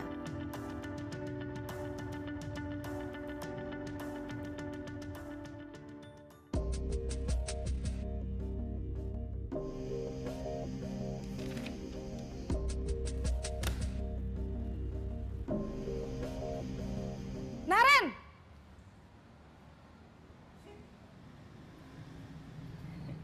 Selamat pagi Bu. Wah, sudah jam berapa ini nak? Terlambat lagi ya sayang?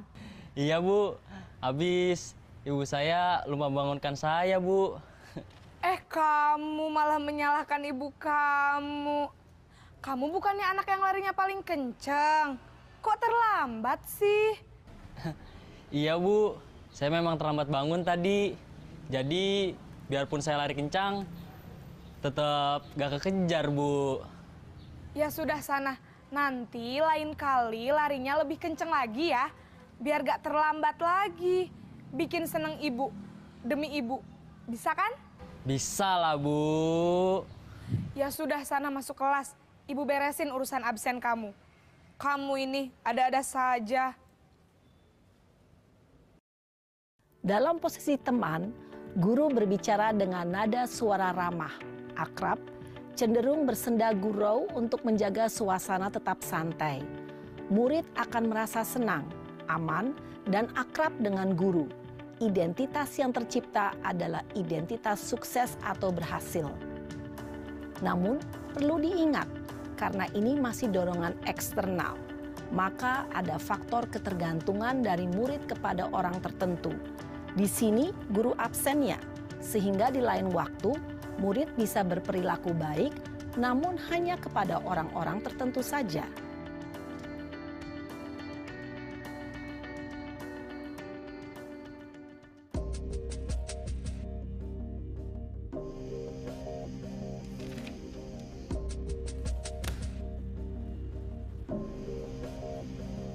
Naren!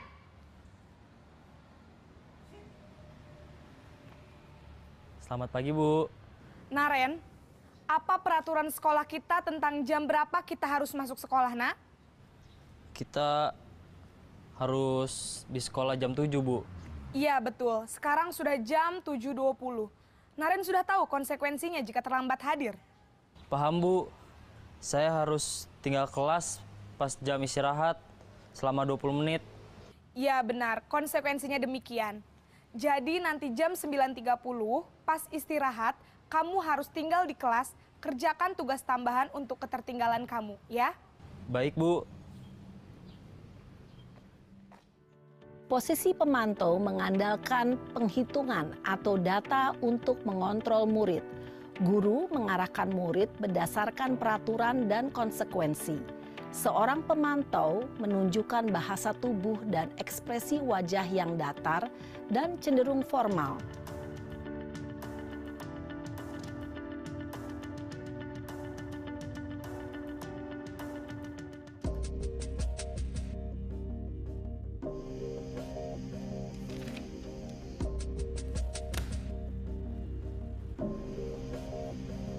Naren!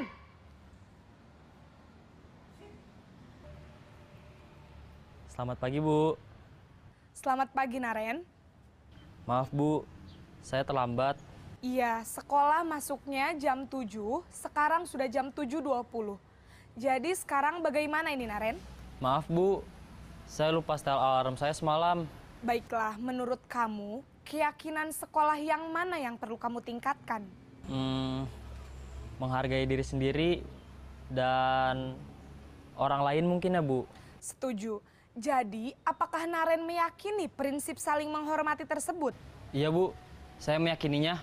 Apakah Naren bersedia memperbaiki masalah keterlambatan ini? Bersedia, Bu. Bagaimana kamu akan perbaiki masalah keterlambatan ini? Saya akan coba untuk tidak lupa menyetel alarm saya, Bu. Baik, kalau Naren lupa menyetel alarm di rumah, ada orang yang kira-kira bisa bantu mengingatkan tidak? Ada, Bu. Kakak saya, Kak Ema. Ada lagi selain Kak Ema? Selain Kak Ema, ada ibu saya. Baik, jadi yang mengingatkan Naren adalah Kak Ema dan ibu kamu ya? Kira-kira akan mulai setel alarm kapan nih Naren? Setelah pulang sekolah, akan segera saya lakukan. Baik, jadi Naren akan setel alarm untuk bangun besok pagi dan akan diingatkan oleh kakak dan ibunda Naren ya. Ada lagi yang mungkin perlu dilakukan Naren? Agar tidak terlambat bangun lagi. Tidak ada, Bu. Baik Naren, terima kasih untuk kerjasama kamu. Sekarang kamu perlu kembali ke kelas untuk belajar. Baik, Bu. Terima kasih. Posisi manajer adalah posisi kontrol yang disarankan untuk membimbing murid memiliki sikap disiplin yang positif, yaitu murid yang mandiri, bertanggung jawab, dan dapat memecahkan masalah. Tujuan dari posisi ini adalah agar murid dapat berefleksi atas tindakannya. Guru akan dengan tulus memberikan pertanyaan-pertanyaan bermakna, sehingga membuat murid dapat belajar dari kesalahannya dan mencari sebuah solusi untuk menyelesaikannya. Ibu dan Bapak guru hebat, setelah mengamati adegan kelima posisi kontrol tadi, kira-kira posisi mana yang paling ideal? Posisi mana yang dapat menunjang motivasi intrinsik murid? Ya, tentu posisi manajer. Posisi ini memang posisi ideal yang ingin dituju setiap pendidik. Pada posisi inilah, guru dapat menerapkan disiplin positif yang berpihak pada murid, yang memerdekakan murid. Perjalanan seorang pendidik tentunya tidak mudah untuk sampai pada posisi seorang manajer.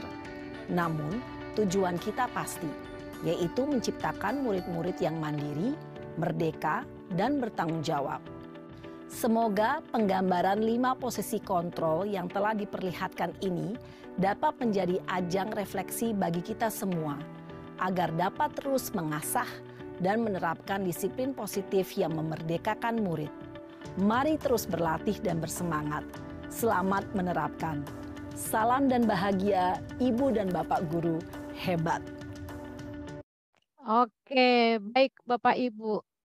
Nah, tadi Bapak Ibu sudah ada lihat ada 5 posisi guru ya atau posisi kontrol seorang pendidik. Nah, Bapak Ibu yang di layar ini saya udah buat contoh-contoh kalimat yang biasanya disampaikan oleh jenis-jenis posisi kontrol yang tadi ya.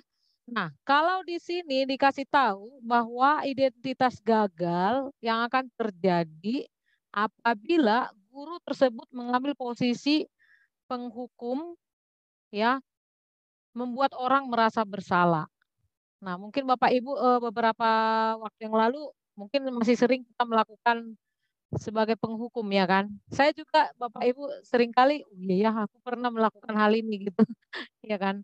Nah, ternyata itu bisa membuat orang atau anak didik kita itu menjadi merasa bersalah, tetapi jadi mereka tidak ini, bahkan mereka melakukan kesalahan yang lain gitu. Misalnya kalau kita udah marahin, kita hukum, mungkin aja dia tambah berbohong gitu ya.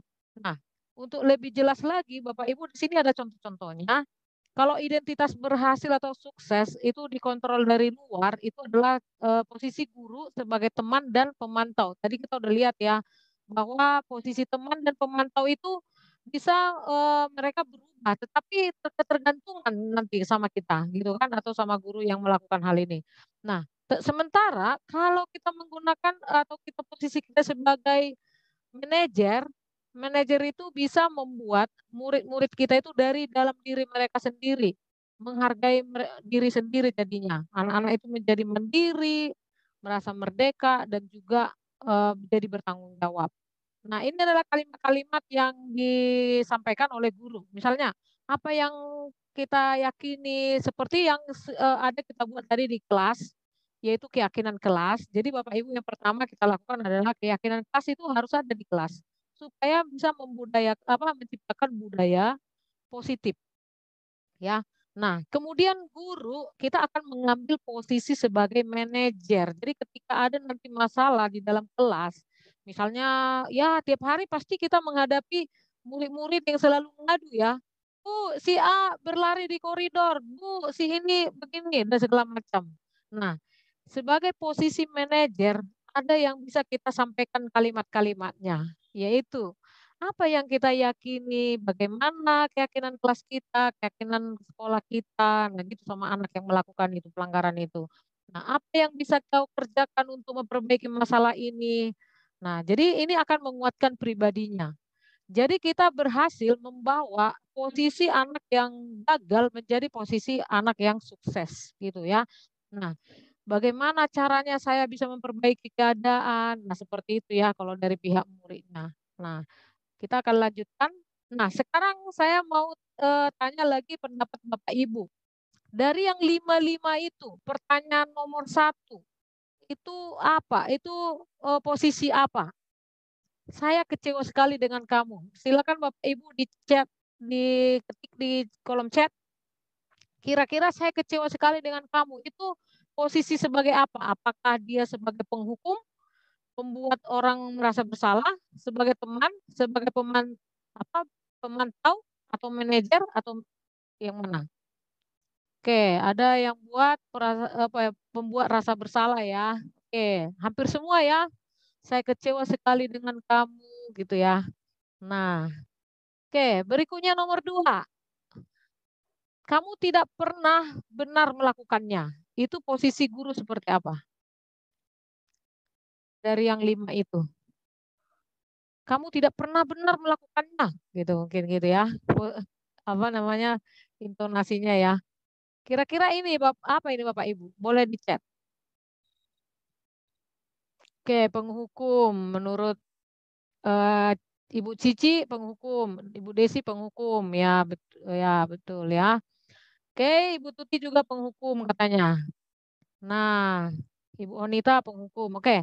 Nah, yang ketiga, ayolah lakukan demi ibu atau demi bapak gitu. Itu posisi apa? Oke, Ibu Onita bilang posisi teman. Ya. Ada lagi pendapat yang lain? Ibu Ella posisi teman. Oke, Ibu Tuti posisi teman juga. Oke, Ibu Lin posisi teman. Oke. Nah, terima kasih buat yang sudah merespon ya. Nah, berikutnya, apakah kamu mau mendapatkan stiker bintang hari ini? Ini kira-kira apa nih? Atau Joy Chair yang ada di kelas? Nah, apakah kamu mau mendapat ini? Ini kira-kira posisi sebagai apa nih? Dari yang 5. Apakah pemantau atau yang memonitor? Ayo Bapak Ibu, pemantau. Ada Desi bilang pemantau. Ada, oke, pemantau juga. Nah, bagaimana pertanyaan yang berikutnya? Yang kelima. Oke, pemantau ya. Yang kelima, bagaimana kamu bisa menyelesaikan masalah ini? Gitu. Oke, ada yang buat manajer ya, manajer, oke manajer. Wah. Oke, terima kasih. Nah, terakhir, kamu selalu yang paling terakhir. Nah, ini kalimat siapa ini? Guru yang bagaimana ini? Posisi mana? Kamu selalu yang paling terakhir. Pembuat merasa bersalah. Ibu Cici bilang pembuat merasa bersalah, monitor, merasa bersalah. Oke, nah terima kasih ya.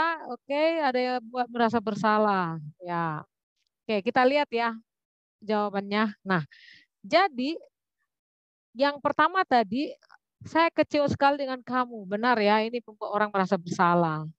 Nah, baru kamu tidak pernah benar melakukannya, itu adalah penghukum. Ayolah lakukan demi ibu, ini adalah teman. Apakah kamu mau mendapatkan stiker? Ya betul, ini adalah pemantau. Ini kan ada konsekuensi gitu ya. Kalau kamu begini, kamu akan begini gitu kan.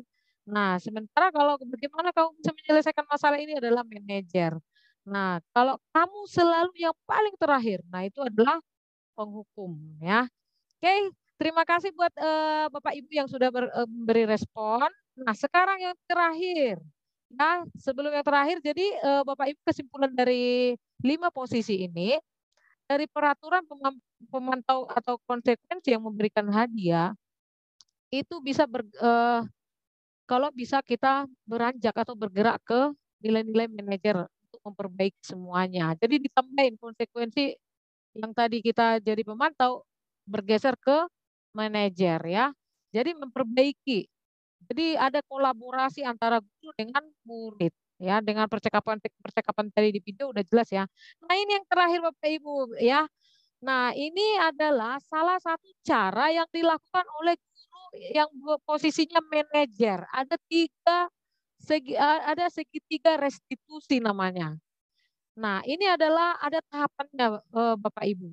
Tahapan melakukan kita sebagai perannya itu posisi manajer. Yang pertama itu boleh Bapak Ibu lihat di layar ya, kelihatan ya. Ada validasi kebutuhan dulu. Pertama-tama itu adalah menstabilkan identitas pertama. Baru kedua, validasi kebutuhan.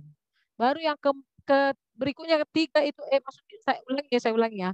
Menstabilkan identitas itu yang pertama, yang kedua validasi kebutuhan, baru menanyakan keyakinan. Jadi ini segitiga restitusi namanya. Nah, segitiga restitusi ini biasanya dilakukan dengan kalimat pertama. Kalau kita menstabilkan identitas, misalnya anak ini kan udah salah ya, udah salah dia. Misalnya saya ambil contoh murid saya itu tadi murid yang terlambat sekolah tadi.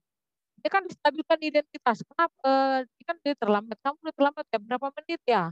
Oh ya mungkin ya benar. Mungkin kalau kau tidak tidak menyetel alarm ya terlambat. Nah, jadi nggak apa-apa. Salah itu manusiawi. Jadi distabilkan identitasnya. Karena anak itu ketika gagal pasti dia udah misalnya melanggar kesepakatan kelas atau keyakinan kelas, dia pasti udah merasa gagal ya. Jadi di situ kita stabilkan dulu identitas dia.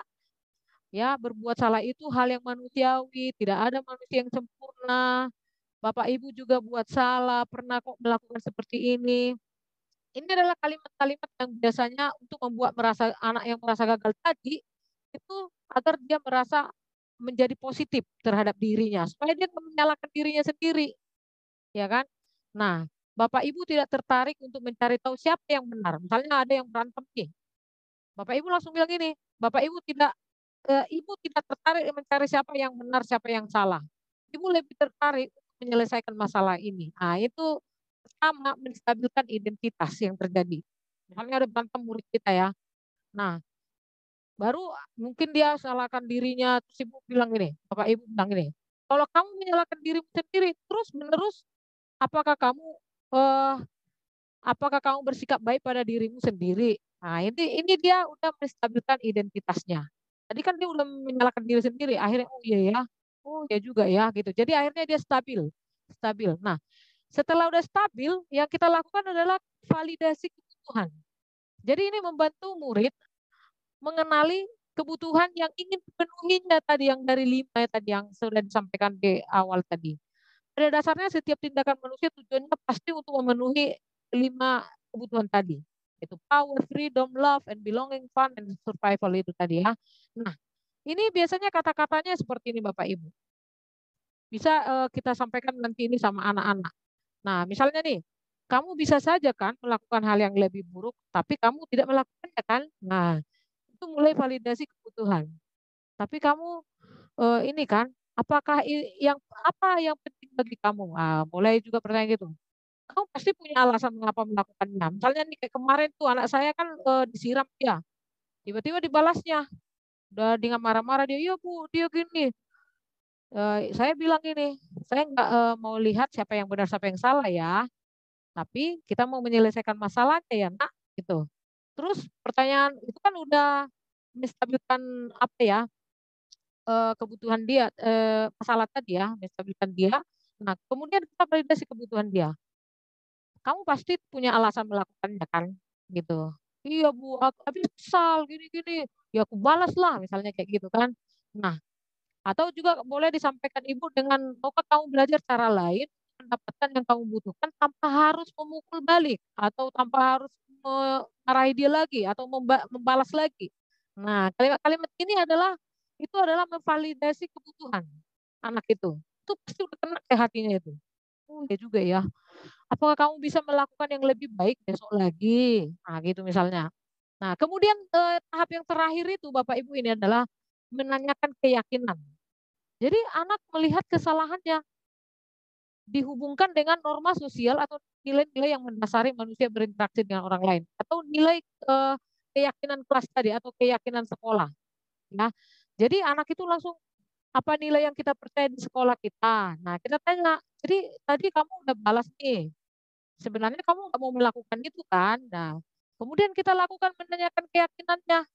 Menurut kamu, apakah itu sudah sesuai dengan nilai-nilai keyakinan kelas kita atau keyakinan sekolah kita? Enggak sih, Bu. Jadi menurut kamu nilai-nilai yang mana yang kamu sudah langgar? Yang ini loh, Bu. Oke. Apa yang kamu rasakan sekarang ketika kamu melakukan itu? Kamu menjadi orang seperti apa? Nah, jadi dia akan lakukan, oh nanti aku akan meminta maaf sama dia. Jadi dia sendiri yang mencari apa namanya ya solusi untuk masalah dia. Karena itu kan udah kena ke hatinya ya, maksudnya dia akan dikuatkan hal-hal yang positif. Nah, menanyakan keyakinan-keyakinan ini. Nah, ini adalah yang terjadi kemarin di kelas saya yang berantem, ada yang terlambat. Nah, seperti ini ya. Nah, jadi Bapak Ibu ini adalah interversi 30 detik ya, yang Ibu Bapak boleh ambil kalimat-kalimatnya yang biasanya untuk menyelesaikan masalah di kelas atau di sekolah. Ya. Nah, ini boleh nanti Bapak Ibu lihat di PPT saya. Nah, ini untuk yang terakhir Bapak Ibu, kita udah selesai ya. Tapi saya mau kasih dulu satu kasus. Kira-kira nih, ayo kita praktekkan langsung ya. Menurut Bapak Ibu, untuk kasus pertama ini, siapa yang mau volunteer membaca? Ibu Tuti, boleh dong Ibu baca Ibu Tuti? Oke Bu. Guru matematika dan wali kelas 8, Ibu Santi sakit, sehingga tidak dapat masuk dan mengajar. Akhirnya dicarikan guru pengganti Ibu Eni. Ibu Eni baru 2 tahun menjadi guru SMP. Beberapa murid perempuan, Vivi dan Natali, mengetahui hal ini dan mulai menggunakan kesempatan dan bersikap seenaknya, tertawa dan tidak mengindahkan kehadiran Ibu Eni. Ibu Eni mencoba menyapa Vivi dan Natali dengan ramah, sambil mengingatkan mereka untuk tetap fokus pada pengerjaan tugas. Ayolah, tugasnya dikerjakan, nanti Ibu ditegur Bapak Kepala Sekolah kalau kalian tidak kerjakan tugas. Tolong bantu Ibu ya. Namun Vivi dan Natali malah jadi tertawa. Ah Ibu, santai saja Bu. Mereka tetap tidak mengerjakan tugas dan malah mengobrol. Keesokan hari. Ya, lanjut Bu. Keesokan harinya, Ibu Santi memanggil Vivi dan Natali serta menanyakan tentang laporan Ibu Eni. Ibu Santi menanyakan apakah mereka bersedia melakukan memperbaiki permasalahan yang ada. Vivi dan Natali sempat ragu-ragu dan membela diri. Namun pada akhirnya mengatakan akan meminta maaf. Ibu Santi menanggapi bahwa tindakan itu boleh saja dilakukan bila mereka sungguh-sungguh ingin meminta maaf. Namun, Ibu Santi menanyakan kembali apa yang mereka bisa lakukan untuk menggantikan rasa tidak dihormati Ibu Santi. Baik Vivi maupun Natali mengakui bahwa perilaku mereka tidak sesuai dengan keyakinan kelas. Ibu Santi melanjutkan kembali apa yang akan mereka lakukan untuk memperbaiki masalah. Apakah ada gagasan? Oke, nah saya akan lanjutkan ya, mungkin nanti Ibu Tuti ketapnya. Setelah berpikir sejenak, Natali dan Vivi mengusulkan bagaimana kalau mereka mengadakan sebuah diskusi kelompok dengan teman-teman sekelas. Tema yang mereka pilih adalah penerapan keyakinan kelas, terutama tentang sikap saling menghormati dan bagaimana penerapannya di kehidupan sehari-hari di sekolah. Usulan kedua adalah mengirim email kepada Ibu Eni tentang gagasan mereka tersebut. Mereka pun memberitahu Ibu Eni bahwa mereka telah memberitahu kepala sekolah Pak Hasan. Bila lain waktu ada ketiadaan guru, maka mereka akan mengusulkan Ibu Eni sebagai guru pengganti. Nah, menurut Bapak Ibu, kita analisis jawabannya ya. Dalam kasus di atas, langkah-langkah restitusi apa yang sudah dijalankan oleh Ibu Santi? Menurut Bapak Ibu, boleh ketik, boleh langsung share, angkat, kasih pendapatnya ya. Ibu Santi itu udah lakukan apa? Apakah sudah langkah yang pertama tadi sebagai apa namanya? Sudahkah dia validasi sampai mana dia? Apakah dia validasi kebutuhan, menanyakan keyakinan, stabilitas identitas? Nah, posisi apa dia? Apakah dia manajer? Apakah dia ini? Nah, coba menurut Bapak Ibu, Ibu Santi ini kan dia sakit, kemudian dia panggil kedua anaknya. Nah, menurut Bapak Ibu, langkah-langkah restitusi apa yang sudah dijalankan oleh Ibu Santi? Restitusi yang 3 tadi ya Bu, segitiga itu ya Bapak Ibu. Ada yang mau kasih pendapat?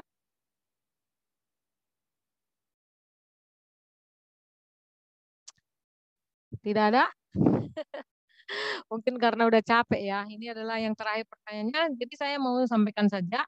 Jadi restitusi yang ada di sini sebenarnya yang dia lakukan sudah tahap bertanya ya. Sudah dia lakukan sampai bertanya ya. Jadi menurut Anda, apakah restitusi yang diusulkan Vivi dan Natali sudah sesuai dengan pelanggaran yang telah dibuat? Menurut kalau saya belum, karena solusinya nggak sampai dia minta maaf langsung ya, malah dia bilang apa? Membuat diskusi, ya kan? Dia memang menyadari kesalahannya, ya kan?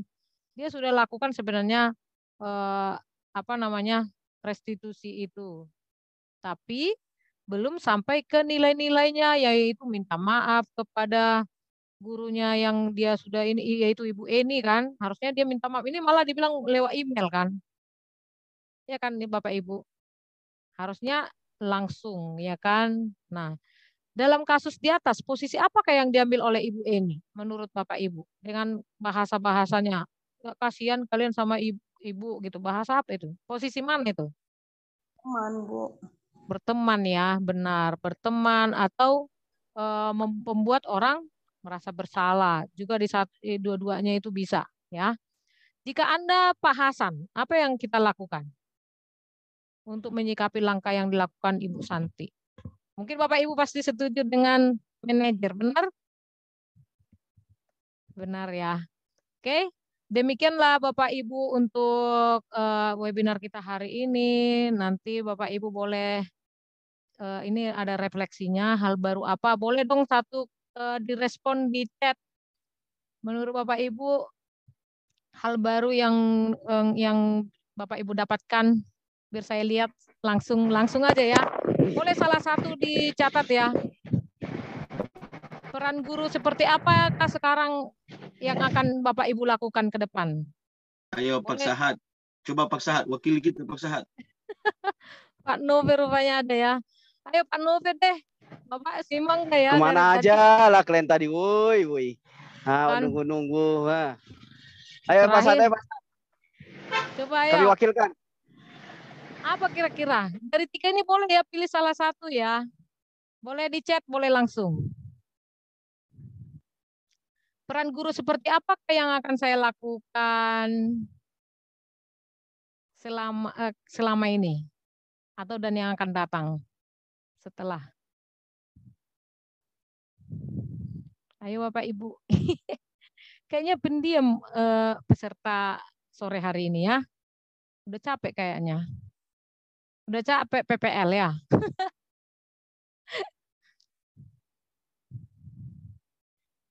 Ada Bapak Ibu peran menjalin komunikasi dengan transparan dan menjaga rahasia. Dari yang 5 itu Pak Nove, yang 5. Oke, ada penghukum dan ini oke nomor 1. Oke, dari Bu Onita katanya siswa perlu menerapkan kegiatan restitusi kepada anak, menerapkan posisi guru sebagai manajer ya. Oke. Terima kasih Bu Onita dan yang lain. Oke. Nah, jadi Bapak Ibu terima kasih ya buat semua partisipasinya sore hari ini. Saya senang sekali dan terima kasih buat respon-respon terbaik yang disampaikan oleh Bapak Ibu. Tepuk tangan dong dan buka kameranya, kita akan berfoto. Thank you Ibu Onita buat cintanya dan Ibu Silva semuanya terbaik semuanya. Ada yang mau bertanya nggak Bapak Ibu? Nanti nggak bisa kalau bisa saya jawab. Tapi kalau tidak ada juga nggak apa-apa. Sebelum kita berfoto ria, kita harus berfoto ini, nggak boleh dilewatkan masa-masa ini ya kan. Ada Ibu Mei ya kan, Ibu Mai udah jauh sekarang udah di Siantar dia. Ibu Desi. Oke, ada yang mau bertanya? Satu orang aja. Nanti nggak bisa, kalau banyak saya nggak bisa jawab. Ini paling besar. Cuman ini agak kecil. Ibu Ipit mau bertanya? Yes, ma'am. Iya. Apa itu?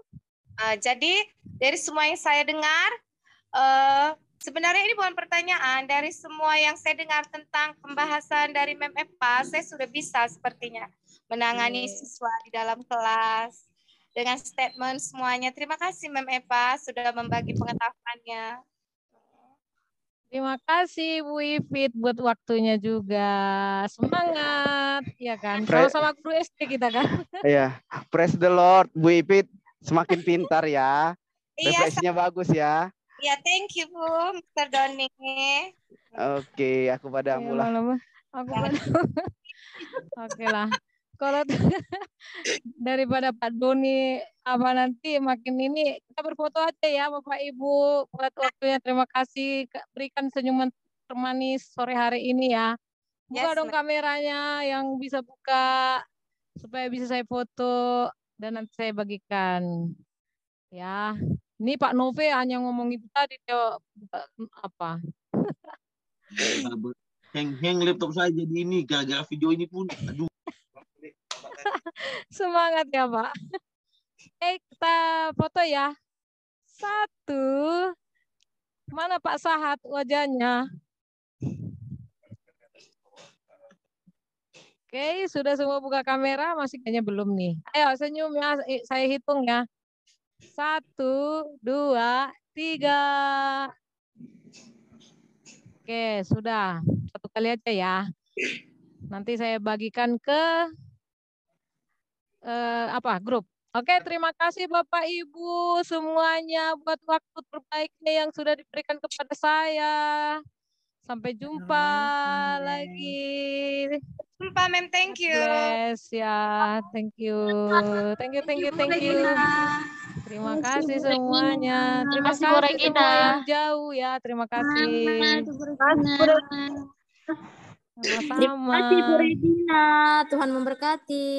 Tuhan berkati juga.